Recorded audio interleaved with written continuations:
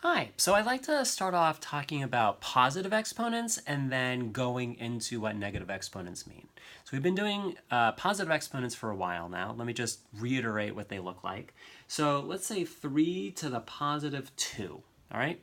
So 3 to the positive 2 means that I'm going to be multiplying the base 3 times itself twice. So that's 3 times 3, which equals 9, okay? Let's just do another one. What if I had 3 to the third?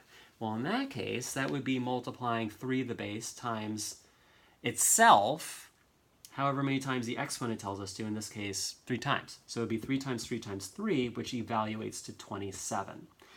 So what are we seeing here? We're seeing that positive exponents is just a shorthand way of saying that we want repeated multiplication. You see that we're repeating multiplication here, 3 times 3 times 3. It's a shorthand way of saying I want to multiply 3 against itself however many times this exponent tells us. All right? So that's what positive exponents are. Let's go into negative exponents now. All right? Let's say that we had 3 to the negative 2. All right? 3 to the negative 2. All right? Now, if positive exponents are repeated multiplication, what do you think negative exponents are? They're the opposite. Well, what's the opposite of multiplication? Division. So while positive exponents are repeated multiplication of the base, negative exponents are repeated division of the base. All right? So let's show that in terms of an area model, okay? Let's go back to sort of the simplest version is 3 to the negative 1, okay? So I'm going to visually show you what 3 to the negative 1 looks like. Let's say I start out with a square or a rectangle. It'll look something like that, okay? And I want to, let's see, divide it. Divide it into whatever the base tells me to. Before, with positive exponents, we were multiplying the base over and over and over again, all right? So, but here, the base is telling us how many times we want to divide this whole into however many parts this base is asking for, okay? So this base is asking for dividing this whole into 3 parts just one time. So we're dividing, that's why we have this negative here, we're dividing this whole into 3 parts, and we're just going to do it once. All right? So let me divide this whole into 3 parts, just like that. That's what this is asking me to do. It's asking me to do division here. So this is 1/3, this is 1/3, and this is 1/3. All right? And it's asking me just to take one of these slices in this case, okay? So what I could do is I want just one of these, so I have 1/3 of the whole, of the original. So therefore, 3 to the negative 1 is the same thing as 1/3. Do you see that here, a negative exponents do not mean negative numbers. Negative exponents mean fractions of the whole. Do you see that? Because we're dividing, and we're going to be repeatedly dividing too here. Okay, so let's say that we don't want negative 1 anymore. Let's say negative 2. What does 3 to the negative 2 look like? Okay, well, let's rewrite our whole rectangle or whole square again. So let's say we start off something like this. What is this asking us? This is asking us to divide the whole into thirds, okay? We'll divide it by 3. So this negative is telling us to divide. This 3 is telling us that when we do divide, we want to divide it into 3 parts. And this 2 is saying that we want to divide this whole square into 3 parts 2 times over. That's what it's asking us to do. So it's not just asking us to divide it into thirds like we did last time. I divided this into thirds as it asked me to, but now it wants me to do this scenario twice.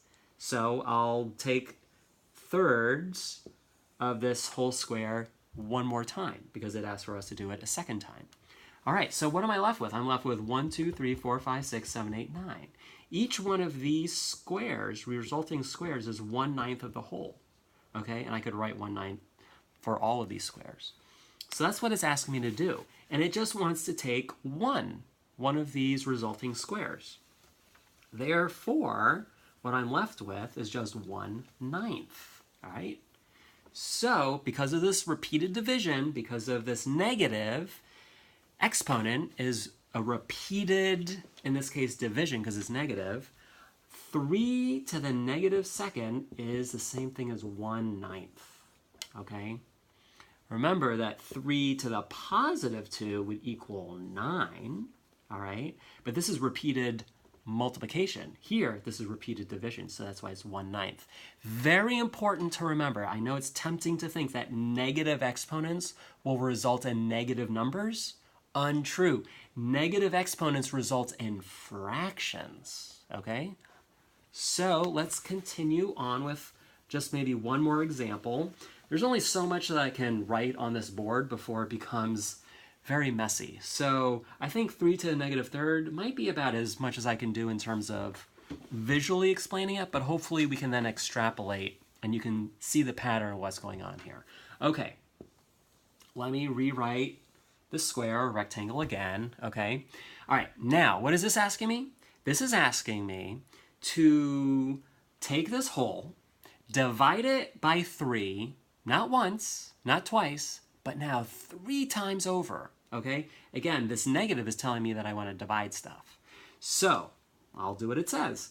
I'm going to divide it into thirds, okay? That's number 1. Number 2, I want to divide it into thirds again, like this, and that's pretty bad thirds, but go with me on this.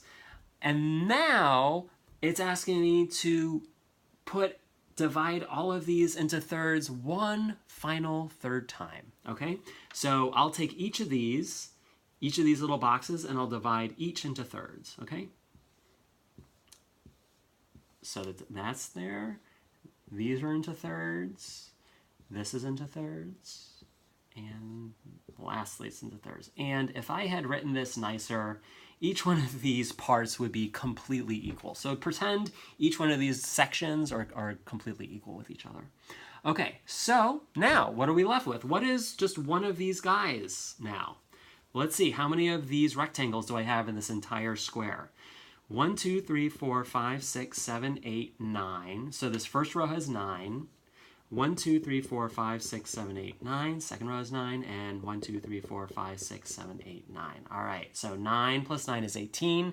18 plus 9 is 27. It turns out that there's 27 of these rectangles in this entire hole now. What we want to do is erase all of it and just be left with that one little portion that we were asking for. This little portion, since there were 27 of those rectangles, and this is only one of those 27 rectangles, it's 1/27th of the entire original.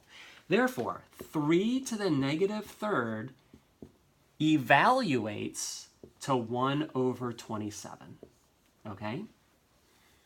Not to be confused with 3 to the positive 3, which would be repeated multiplication. 3 times 3 is 9.